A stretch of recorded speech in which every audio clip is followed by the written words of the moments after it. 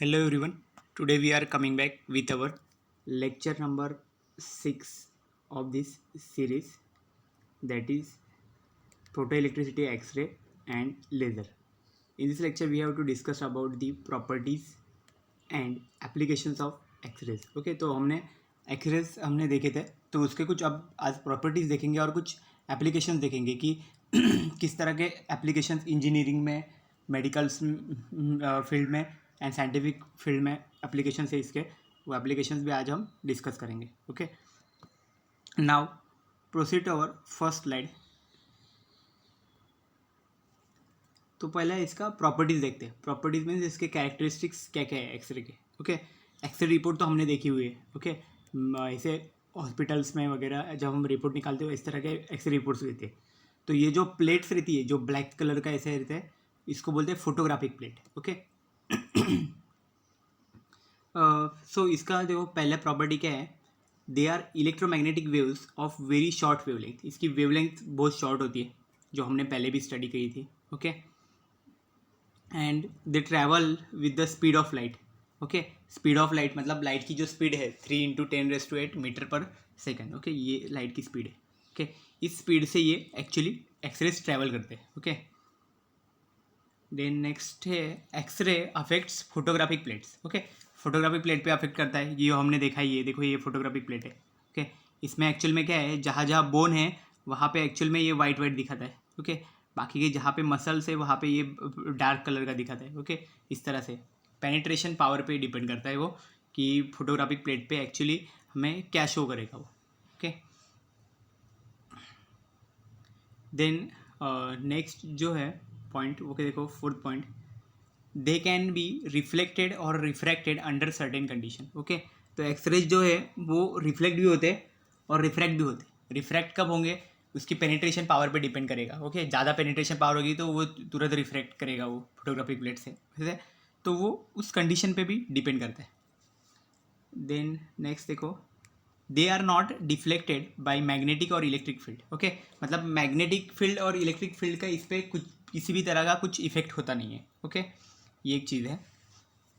Then next देखो क्या है, they have high penetrating power and hence can pass through many solids. Okay, तो वही है, मतलब हमारे बॉडी के अंदर जो हमारे मसल्स रहते हैं उसमें से भी ये पास हो सकते हैं एक्सरेज. ओके, इसके वजह से ही तो एक्चुअली हमें जो बोन्स रहते हैं, बोन्स के अंदर से वो पास नहीं होते. बोन्स के अंदर से पास नहीं होते तो बोन्स का जितना पार्ट है वो सब ऐसा वाइट वाइट दिखाता है.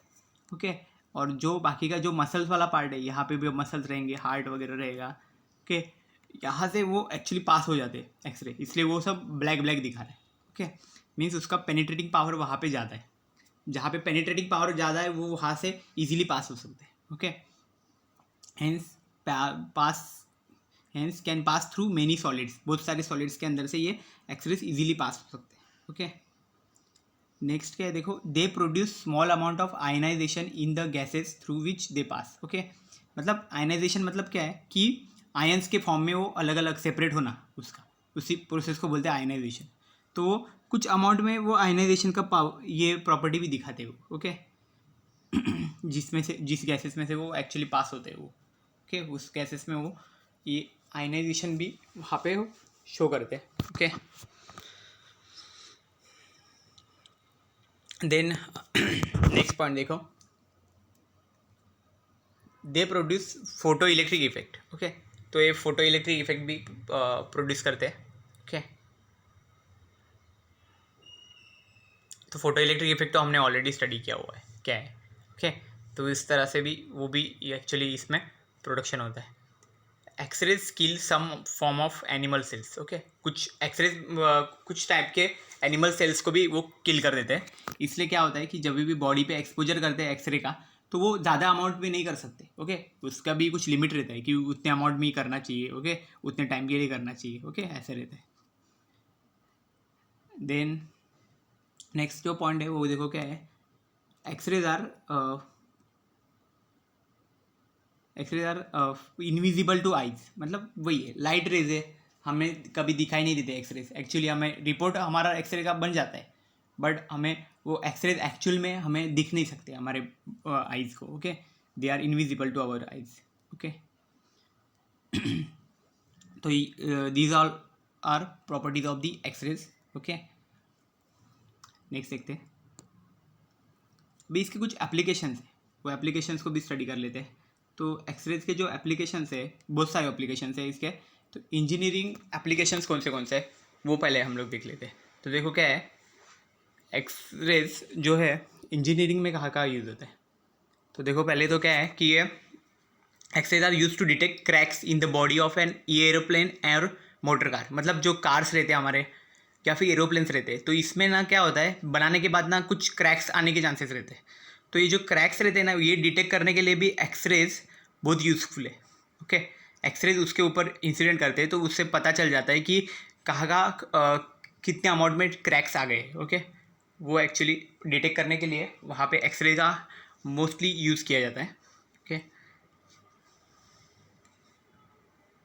देन नेक्स्ट देखो एप्लीकेशन क्या है। X-rays are use to detect manufacturing defects in rubber tyres और tennis balls in quality control. Okay, मतलब क्या होता है, जब भी हम टायर्स वगैरह जो गाड़ी हमारे जो कार्स वगैरह उसके रहते हैं, जो टायर्स रहते हैं वो ओके रबर के, या फिर टेनिस बॉल्स रहते हैं जो टेनिस में यूज़ किए जाते हैं, तो ये सब बॉल्स रहते हैं, इनकी क्वालिटी के कंट्रोल जब चेक किया जाता है, क्वालिटी चेक की जाती है, तो उसमें जो डिटेक्ट वहाँ पे कुछ डिफेक्ट है कि नहीं, वो डिटेक्ट करने के लिए भी एक्सरे का मोस्टली यूज़ किया जाता है। उससे एक्चुअली उसकी क्वालिटी पता चल जाती है कि मतलब टायर्स अच्छी क्वालिटी के बनेगी नहीं। ओके, या फिर टेनिस बॉल्स अच्छे क्वालिटी के बनेगी नहीं, तो उसके अंदर कुछ डिफेक्ट्स है कि नहीं, वो डिटेक्ट करने के बाद ही एक्चुअली ये पता चलता है। वहाँ पे भी एक्सरे का मोस्टली यूज़ किया जाता है, क्योंकि एक्सरे जैसे ही उस पर इंसिडेंट करते हैं तो हमें वो पता चल जाता है कि वहाँ पे कहाँ कौन से पॉइंट पे एक्चुअली डिफेक्ट है। ओके, वो वहाँ पे डिटेक्ट कर लेते हैं। देन नेक्स्ट क्या है, देखो x-rays are use to detect flaws और क्रैक्स इन मेटल्स। ओके, तो मतलब क्या है, एक्सरेज जो है मेटल्स जो रहते हैं, मेटल्स के अंदर भी किसी भी तरह के जो कुछ मिस्टेक्स हुए फ्लॉज रहते हैं या फिर क्रैक्स आ गए, ओके, उनको डिटेक्ट करने के लिए भी वहाँ पे एक्सरेज का मोस्टली यूज़ किया जाता है। ओके, वहाँ पे बहुत यूज़फुल है एक्सरेज। यहाँ पे भी दिखाया है, देखो ये ब्रिजेस है। ओके, ब्रिज वगैरह है ना, यहाँ पे भी जब क्रैक्स रहते हैं तो वो डिटेक्ट करने के लिए भी एक्सरेज का मोस्टली यूज़ किया जाता है। या फिर ये देखो इस तरह से ये एयरपोर्ट पे यूज़ किया जाता है, ये बताऊंगा मैं आगे। ओके, तो वही है, मतलब मेटल के अंदर जो कुछ क्रैक्स रहेंगे उनको डिटेक्ट करने के लिए एक्सरे हम यूज़फुल करते हैं, एक्सरे का यूज़ करते हैं। नेक्स्ट देखते हैं, देखो they are use to distinguish real diamond from duplicate one. Okay, मतलब रियल जो डायमंड है और डुप्लीकेट डायमंड है, दोनों के बीच का अगर हमें डिफरेंस अगर डिटेक्ट करना है तो वो टाइम पे भी एक्सरे हमें हेल्प करता है। एक्सरे हमें बताता है कि कौन सा डायमंड एक्चुअली रियल है और कौन सा डायमंड एक्चुअली डुप्लीकेट है। ओके, इन दोनों के बीच का जो डिफरेंस रहेगा वो एक्सरे के यूज़ से हम पता लगा सकते हैं। ओके, वहाँ पे हमें एक्चुअली एक्सरे का यूज़ है बहुत, क्योंकि हम मतलब डायमंड इंडस्ट्री में इसका बहुत ज़्यादा यूज़ है, क्योंकि रियल डायमंड और डुप्लीकेट डायमंड जो रहेंगे दोनों के बीच का एक्चुअली जो डिफरेंस रहेगा वो ये एक्सरेज के यूज़ करके हम डिटेक्ट कर सकते हैं। ओके, पता लगा सकते हैं। नेक्स्ट देखते हैं, देखो यहाँ पे एक पॉइंट, नेक्स्ट पॉइंट है X-rays are use to detect smuggling gold at airport and dock shipyard. तो वही है, तो ये जो मैंने पीछे दिखाया ये एक्चुअली एयरपोर्ट वाला है।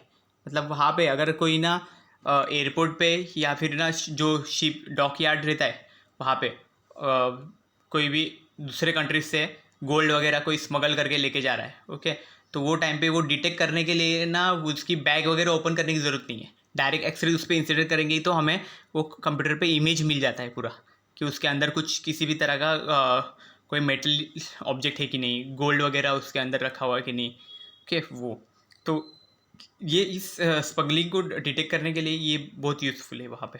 ओके, एयरपोर्ट पे या फिर डॉक यार्ड पे, तो इसका मेन यूज़ वहाँ पे एयरपोर्ट अथॉरिटी या फिर उनको डॉक यार्ड पे वहाँ पे अथॉरिटीज़ को वो हेल्पफुल है ये बहुत। नेक्स्ट देखो एप्लीकेशन है they are use to detect cracks in the wall bridge. Okay, तो ये सिविल इंजीनियरिंग का मेन एप्लीकेशन है ये देखो। ओके, तो ये क्या है कि मतलब जो ब्रिज रहते हैं या फिर जो वॉल्स रहते हैं जो बिल्डिंग बनने के बाद, तो उसके अंदर कुछ क्रैक्स अगर रह गए हैं, ओके, ब्रिज के ऊपर अगर क्रैक्स रहते हैं तो कभी कभी ब्रिज गिरने के भी चांसेस रहते हैं। तो वो टाइम पे ये बहुत इंपॉर्टेंट चीज़ है कि वहाँ पे कितने अमाउंट में क्रैक है, क्योंकि कुछ लिमिट के बाद अगर क्रैक्स रहेंगे तो वो ब्रिज गिरने के चांसेस ज़्यादा रहते हैं। ओके, तो वो एक्चुअली डिटेक्ट करने के लिए वहाँ पे भी हम एक्सरे का यूज़ करते हैं कि ब्रिज के ऊपर कोई क्रैक है कि नहीं, वॉल्स पे कुछ क्रैक है कि नहीं। ओके, तब कंस्ट्रक्शन लाइन में एक्सरे का यूज़ है। ओके, और ये सिविल इंजीनियरिंग का एक्चुअली एप्लीकेशंस है। नेक्स्ट एक्सरे का एप्लीकेशन देखो,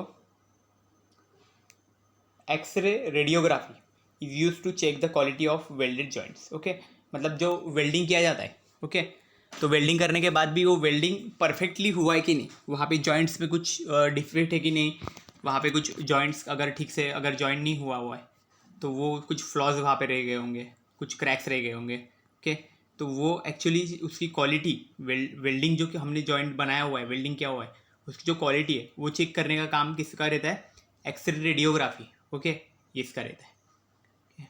मतलब एक्सरे इंसिडेंट करके वहाँ पे वो भी हम डिटेक्ट कर सकते हैं। तो वो भी एक यूज़फुल एप्लीकेशन है एक्सरे का, कि वेल्डिंग इंडस्ट्री में, मतलब वेल्डिंग में भी वेल्डिंग जॉइंट्स है, वेल्डेड जॉइंट्स, ओके, उनको भी अच्छे से उनकी क्वालिटी चेक करने का काम भी हमारा ये एक्सरे की वजह से ईजीली हो सकता है।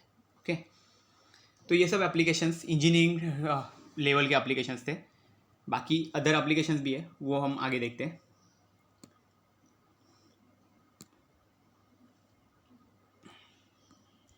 तो देखो अभी क्या हुआ, इंजीनियरिंग एप्लीकेशन तो देख लिए, तो और भी एप्लीकेशन है, वो है मेडिकल इंडस्ट्री में। मेडिकल एप्लीकेशंस क्या है एक्सरे के, तो एक तो हमें मालूम है, हम कभी भी जाते हैं तो एक्सरे रिपोर्ट निकालते, वो मेन एप्लीकेशन है मेडिकल इंडस्ट्री का। ओके, तो वो वही चीज़ है, वो हम यहाँ पे देखेंगे। ठीक है, एक एक पॉइंट देखते हैं। X-rays are used in surgery to detect bone fractures. Okay, the reason is penetration power of x-ray through muscle, skin and bone is different. Okay, तो क्या रहता है, एक्सरे एक्चुअली ना सर्जरी में भी काम करता है। ओके, कि मतलब बोन के अंदर कुछ फ्रैक्चर है कि नहीं, मतलब हमारी कोई हड्डी वगैरह अगर टूट गई है, फ्रैक्चर वगैरह हो गया है, तो वो डिटेक्ट करने के लिए देखो इस तरह से रहता है, तो वहाँ पे एक्सरे का यूज़ होता है। तो क्या किया जाता है एक्चुअली, यहाँ पे देखो ये एक्सरे जनरेटर है। ओके, यहाँ से मतलब एक्सरेज निकलेंगे, ये देखो यहाँ पे जो येलोइश दिखा रहा है ये एक्चुअली एक्सरेज है। यहाँ पे पेशेंट को यहाँ पे ऊपर ऐसे सुलाया जाता है, यहाँ पे उसके ऊपर एक्सरे इंसिडेंट किया जाता है, एक्सरे डिटेक्टर यहाँ पे नीचे रहता है, और उससे फिर फोटोग्राफिक प्लेट पे ऐसे बन जाता है। फ्रैक्चर्स वगैरह कुछ रहेंगे बोन्स में तो वो दिखाई पड़ते हैं वहाँ पे। और वो फ्रैक्चर्स किसकी वजह से दिखते हैं, पेनिट्रेशन पावर की वजह से। पेनिट्रेशन पावर का रहता है कि मतलब एक्सरे उतने अमाउंट में उससे से पास हो सकता है, हमारे स्किन मसल्स जो रहते हैं उसमें से एक्सरे ईजिली पास हो सकता है, बट बोन में से पास नहीं होता है, बोन की डेंसिटी ज़्यादा रहती है। तो वो टाइम पे हमें वो पता चल जाता है कि कोई बोन वहाँ पे अगर फ्रैक्चर हो गया है, कोई अगर ब्रेक हो चुका है, तो इसके वजह से एक्चुअली वो पता चल जाता है, क्योंकि पेनिट्रेशन पावर ज़्यादा होने की वजह से वो क्या कर देता है, स्किन में से तो वो पास हो जाता है बट बोन में से पास नहीं होता है। तो वहाँ पे हमें पता चल जाता है कि कौन सा बोन है एक्चुअली वहाँ पे ब्रेक हो गया है, ओके, फ्रैक्चर हो गया है, वो इससे पता चल जाता है।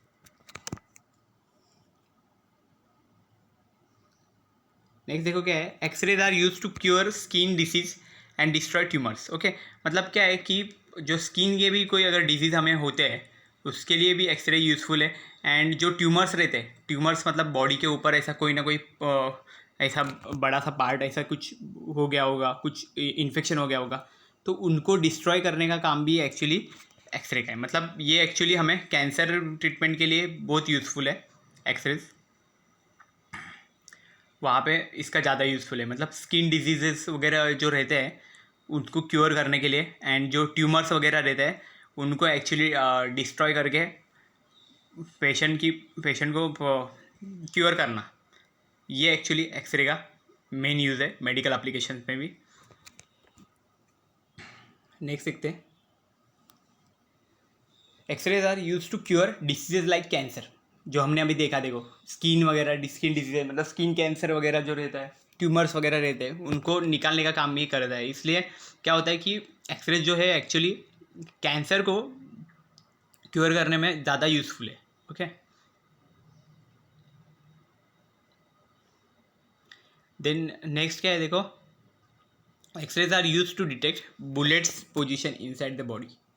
मतलब देखो, अगर किसी को, अगर जो हम देखते हैं आर्मी में वगैरह, जब लड़ने के टाइम पे ना ये हो जाता है, बुलेट्स वगैरह लग जाते हैं, तो बुलेट्स की पोजीशन एक्चुअली हमारे बॉडी में कहाँ पे है, वो डिटेक्ट करने का काम भी एक्सरे का है। ओके, वहाँ पे भी एक्सरे हमें यूज़फुल है। मतलब ना, अगर किसी को कुछ गन से अगर कोई बुलेट्स फायर करता है और बुलेट लग जाती है, तो वो बुलेट की पोजीशन कहाँ पे है, वहाँ पे वो पोजीशन डिटेक्ट करने के बाद एक्चुअली ऑपरेशन करके वो एक्चुअली निकाला जा सकता है ना इजीली। इसलिए वो बुलेट की पोजीशन बॉडी के अंदर कहाँ पे, वो डिटेक्ट करने का काम भी एक्सरे का है। Okay, so x-rays are use to detect bullets position inside the body. Okay, तो ये सब हो गए मेडिकल एप्लीकेशंस, हमने देख लिया है कि किस तरह से एक्चुअली ये मेडिकल फील्ड में भी इसका बहुत यूज़ है। कैंसर वगैरह, स्किन कैंसर हो गए, फिर ट्यूमर्स हो गए, वेदन में जो बुलेट्स वगैरह हमारे बॉडी के अंदर अगर कोई इंसर्ट हो जाते हैं, तो उसको डिटेक्ट करने का काम एक्चुअली इससे इजीली हो सकता है। ओके, वहाँ पे हमें एक्सरे बहुत यूज़फुल है।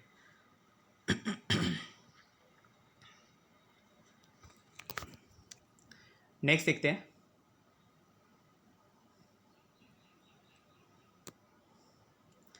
तो देखो यहाँ पे अभी ये क्या हो गया, हमने इंजीनियरिंग एप्लीकेशन देख लिए, मेडिकल एप्लीकेशन भी देख लिए, साइंटिफिक एप्लीकेशन देखते हैं कुछ कि साइंटिफिक लेवल पे इसका एक्सरे का क्या यूज़फुल है, क्या यूज़ है। ओके,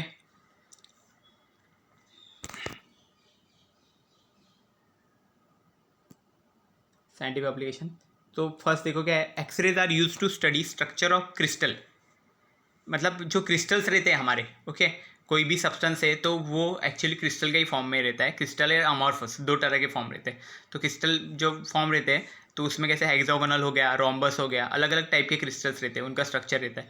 तो वो स्ट्रक्चर को एक्चुअली स्टडी करना वो एक्सरे की वजह से इजीली हो गया। ओके, मतलब साइंटिफिक लेवल पे लैब में जब हम क्रिस्टल को स्टडी करते हैं किसी भी, तो क्रिस्टल को स्टडी करने का काम एक्सरे की वजह से ज़्यादा इजीली हो गया। The structure of an alloy is studied with the help of diffraction of x-rays to determine the crystal form. तो एलॉय जो रहता है, मतलब दो अलग अलग टाइप के मेटल्स अगर कंबाइन करके हम एक मेटल फॉर्म करते, मेटल या नॉन मेटल फॉर्म करते, तो उसको बोला जाता है एलॉय। ओके, तो उसका स्टडी करना with the help of diffraction of x-ray, x-ray diffraction method use करके बहुत इजीली हो गया कि उसका क्रिस्टल फॉर्म कौन सा है वो डिटेक्ट करने का काम ये एक्चुअली एक्सरे डिफ्रैक्शन की वजह से इजीली होने लगा। देन देखो यहाँ पे दिखाया गया है, देखो ये एक्सरे ट्यूब है ये। ओके, इसमें से एक्सरे ऐसे निकलेंगे, फिर यहाँ पे देखो ये स्लिट रखा हुआ है जिसकी वजह से एक्चुअली कोलिमेट होता है। देन एक्सरे बीम देखो यहाँ पे ये क्रिस्टल रखा हुआ है, देखो क्रिस्टल के ऊपर एक्सरे गिरेंगे और उसके बाद ये जो फोटोग्राफिक प्लेट है इसके ऊपर एक्चुअली वो स्ट्रक्चर बनेगा। तो उस वो स्ट्रक्चर को हम एक्चुअली स्टडी कर सकते हैं, तो वहाँ पे हमें क्रिस्टल का वो स्ट्रक्चर मिलेगा। ओके ना, तो ये एक्चुअली मेथड रहती है एक्सरे डिफ्रैक्शन की। देखो और क्या क्या है, they are use in chemical analysis and for determination of atomic number of chemical elements. मतलब केमिकल एनालिसिस में भी इसका यूज़ होता है, और हमारे जो कोई भी एलिमेंट है उसका एटॉमिक नंबर केमिकल एलिमेंट का वो एक्चुअली डिटरमाइन करने का काम भी अब इस मेथड की वजह से हो रहा है। एक्सरेज के एक्सरेज यूज़ करके इजीली हो रहा है। They are use to study structure of substances like cellulose, rubber, plastic. Okay, तो इस तरह के जो स्ट्रक्चर्स है, सेल्यूलोज है, रबर है, प्लास्टिक है, ओके, तो वो स्टडी करना भी इजीली हो गया।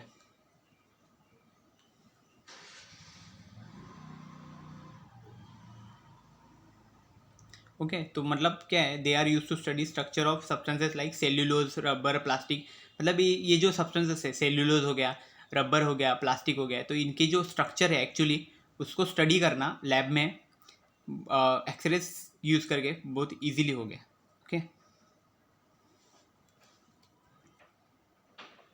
X-rays are used for identification of chemical elements present in the solution. वही हमने केमिकल एनालिसिस का देखा ना, वैसा ही है कि मतलब कोई भी सॉल्यूशन है उसके अंदर कौन से केमिकल एलिमेंट्स प्रेजेंट है, ओके उनका एक्चुअली आइडेंटिफिकेशन करना, उनको पहचानना कि कौन से किस किस टाइप के केमिकल एलिमेंट्स इसके अंदर प्रेजेंट है। तो ये जो काम है वो एक्सरेज यूज़ करके ईजिली होने लगा। X-rays are used for analysis of structure of organic molecules. Okay,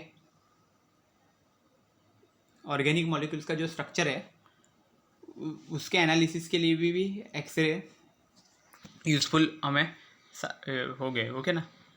सो मतलब जो क्या है ऑर्गेनिक मॉलिक्यूल्स जो हमारे रहते हैं ओके केमिकल्स केमिस्ट्री में, तो वो उनके जो स्ट्रक्चर है उसका एनालिसिस करना वो भी एक्सरेज यूज़ करके ईजिली होने लगा।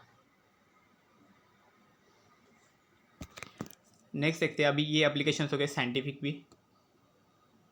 अभी क्या है कि कुछ क्वेश्चन बैंक के क्वेश्चंस देख लेते हैं, ठीक है ना, उससे हमें ज़्यादा आइडिया आ जाएंगी कि किस तरह के क्वेश्चंस एक्चुअली पूछे जाते हैं। तो लास्ट लेक्चर में कुछ क्वेश्चंस हमने देखे नहीं थे, तो इसलिए ये लेक्चर में मैंने क्वेश्चन बैंक के क्वेश्चंस भी इंक्लूड कर दिए। ओके, तो वो भी देख लेते हैं। तो देखो क्या है कि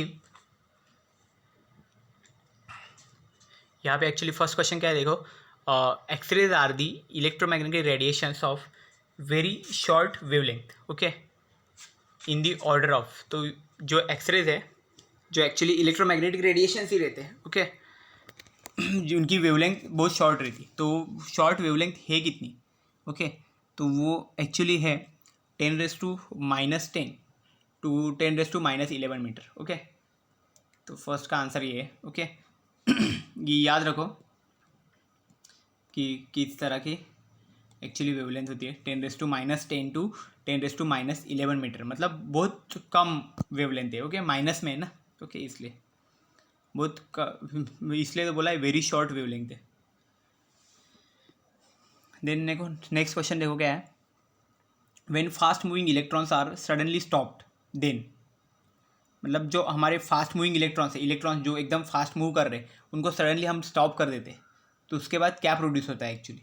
ओके, तो देखो फर्स्ट ऑप्शन है लेजर्स आर प्रोड्यूस्ड, वो नहीं हो सकता। सेकेंड है करंट इज प्रोड्यूस, वो भी नहीं हो सकता। थर्ड है एक्सरेज आर प्रोड्यूस, ये हो सकता है। ओके, ये करेक्ट ऑप्शन है। तो आंसर क्या हो गया इसका, when fast moving electrons are suddenly stopped, मतलब जो फास्ट मूव कर रहे इलेक्ट्रॉन्स उनको सडनली हम लोग अगर स्टॉप कर देते हैं तो उसके बाद एक्चुअली एक्सरे का प्रोडक्शन होता है। देखो नेक्स्ट क्वेश्चन क्या है, metal filament is surrounded by molybdenum metal cylinder kept at negative potential to the filament. Because of these, electrons emitted from filament are okay तो मेटल फिलामेंट है जिसको molybdenum से सराउंडेड किया हुआ है। ओके निगेटिव पोटेंशियल पे ये filament रखा हुआ है और बिकॉज ऑफ दिस इलेक्ट्रॉन्स, और इस फिलामेंट्स के वजह से जो इलेक्ट्रॉन्स इमिट हो रहे उसके वजह से एक्चुअली क्या प्रोड्यूस हो रहा है, तो filaments are concentrated into fine beam. Okay, ये आंसर आएगा इसका। फाइन बीम में मतलब क्या है, एक स्ट्रेट बीम मतलब क्या, बहुत सारे रेज जो रहते हैं उनको कंबाइन करके एक स्ट्रेट बीम जो बनती है ओके उसको एक्चुअली बोला जाता है फाइन बीम। ओके, तो वो फाइन बीम एक्चुअली वहाँ पे प्रोड्यूस होती है। नेक्स्ट क्या है देखो, in Coolidge X-ray tube, the target T material should have some properties. Which of the following is not required? तो देखो Coolidge X-ray tube है, उसमें जो टारगेट जो प्रेजेंट रहता है तो टारगेट की कुछ प्रॉपर्टीज होती है, तो इसमें से कौन सी प्रॉपर्टी नहीं है टारगेट की, वो एक्चुअली हमें यहाँ पे देखना है। तो कौन सी नहीं है, target material should have high melting point, तो ये बराबर है क्योंकि टारगेट जो है उसका मेल्टिंग पॉइंट ज़्यादा ही होना चाहिए क्योंकि वहाँ पे हीट प्रोड्यूस होती है। अगर मेल्टिंग पॉइंट कम है तो वो वहाँ पे पिघल मेल्ट होके पूरा ख़राब हो जाएगा। Target material have high atomic weight, उसका एटॉमिक वेट भी ज़्यादा ही होना चाहिए, ये भी टारगेट की एक रिक्वायरमेंट थी, हमने देखी थी। एंड नेक्स्ट देखो थर्ड क्या है, target material have high thermal conductivity, ये भी बराबर है, उसकी थर्मल कंडक्टिविटी भी ज़्यादा होना चाहिए। ओके, डी देखो क्या है, target material have high ductility, तो डक्टिलिटी की यहाँ पे ज़रूरत नहीं थी हमें, ओके, डक्टाइल होने की ज़रूरत नहीं, इसलिए नहीं है, तो इसलिए क्या होगा कि ये प्रॉपर्टी हमें रिक्वायर्ड नहीं है, हमें जो रिक्वायर्ड नहीं वही पूछा गया है, तो ये आंसर ये आएगा, टारगेट मटेरियल है हाई डक्टिलिटी, ये हमें रिक्वायर्ड नहीं है, ओके ना, तो ये एक्चुअली इसका आंसर हो जाता है। नेक्स्ट देखते हैं कुछ क्वेश्चन और।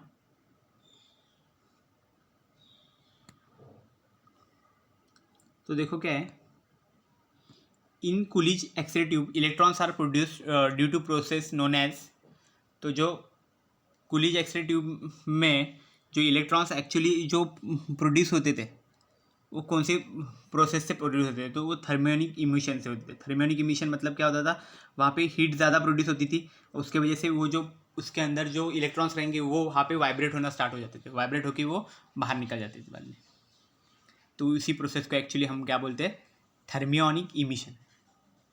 In the process of X-ray production, the electrons produced from the cathode are accelerated by application of,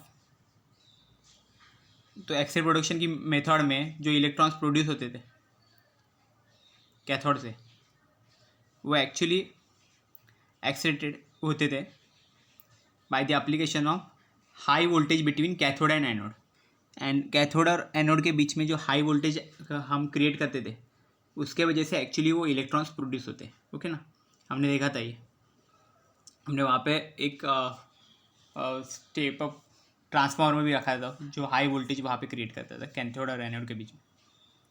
in the process of x-ray production the intensity of x-rays can be controlled by, तो x-ray production में जो intensity x ray की जो रहती है वो कैसे control की जाती है, ओके, तो वो कंट्रोल करने के लिए एक्चुअली वहाँ पे फिलामेंट करंट को हम एडजस्ट करते हैं by adjusting the filament current.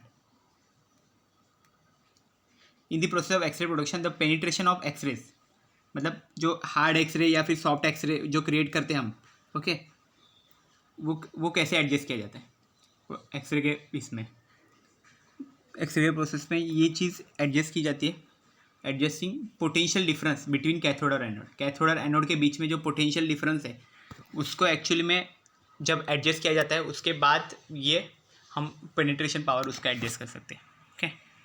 Next देखते हैं, तो देखो ये और क्वेश्चन है, which of the following is not a property of x-ray, तो इसमें से एक्सरे की कौन सी प्रॉपर्टी नहीं है, okay, so high penetrating power, तो ये बराबर है, then produce photo electric effect, photo electric effect की वजह से ये एक्चुअली होता है, तो ये भी बराबर है, then affect photographic plate, photographic plate पे ही एक्चुअली अफेक्ट करता है, ये भी प्रॉपर्टी है। अभी बचता है एक last point, get deflected by magnetic और इलेक्ट्रिक फील्ड, तो मैग्नेटिक और इलेक्ट्रिक फील्ड का इस पर किसी भी तरह का इफेक्ट होता नहीं है, ओके, इसलिए ये एक्चुअली मैग्नेटिक और इलेक्ट्रिक फील्ड से ये डिफ्लेक्ट होना पॉसिबल ही नहीं है, ओके, तो आंसर क्या आएगा इसका, गेट डिफ्लेक्टेड बाय मैग्नेटिक और इलेक्ट्रिक फील्ड, मतलब इससे एक्चुअली होता नहीं है, इसलिए ये आंसर है। क्या कौन सी प्रॉपर्टी नहीं है हमें ये पूछा गया था ना, okay. X-rays travel with speed of light, x-rays speed of light से ट्रैवल करते ही हमें पता है, x-rays produce ionization in the gases, तो क्या है देखो स्पीड ऑफ लाइट से ट्रैवल करते हैं ये तो ट्रू है, और जो आयनाइजेशन भी ये कुछ गैसेस में प्रोड्यूस करते हैं, ओके, तो ये भी ट्रू है, ओके, तो इसलिए इसका जो आंसर रहेगा वो क्या आएगा, दोनों भी ट्रू है, दोनों भी सेंटेंसेस यहाँ पे ट्रू है, तो फर्स्ट ऑप्शन आएगा। Which of the following is not an application of x-ray, तो एक्सरे का कौन सा एप्लीकेशन है, use to detect cracks in the body of aeroplane, ये तो एप्लीकेशन था, यूज टू डिटेक्ट सब स्मगलिंग गोल्ड एट एयरपोर्ट, ये भी एप्लीकेशन था, हमने देखा था, use as a sensor in automisation industry, ये कुछ नहीं लगता है, ओके, और डी देखोगे to detect cracks in the bridge, ये डी भी था, मतलब क्या ऑप्शन सी आएगा इसका ये हमने अभी तो स्टडी किया उस पर ही। Which of the following is not an application of x ray, अभी देखो नेक्स्ट एप्लीकेशन इसमें से, use to detect bone fracture in a body, ये एप्लीकेशन था, used in eye surgery, eye surgery के लिए यूजफुल तो नहीं था, यूज्ड इन डिस्ट्रॉय ट्यूमर्स, ये भी था, use to cure disease like cancer, ये भी बराबर है, मतलब ये आएगा, आई सर्जरी में एक्सरे का यूज़ नहीं किया जाता है, ओके, पेंट्रेशन पावर उसका बहुत ज़्यादा रहता है, वो बहुत रिस्की रहता है अगर आई सर्जरी में यूज़ करेंगे तो।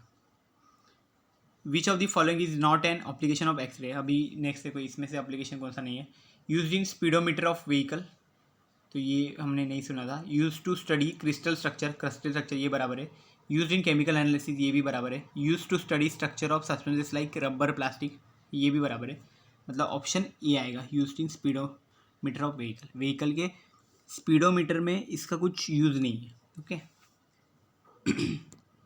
सो this is all about the x-rays. Okay, next lecture में हम नेक्स्ट टॉपिक चालू करेंगे। Okay, so I hope you have cleared all these things about this lecture. Thank you very much.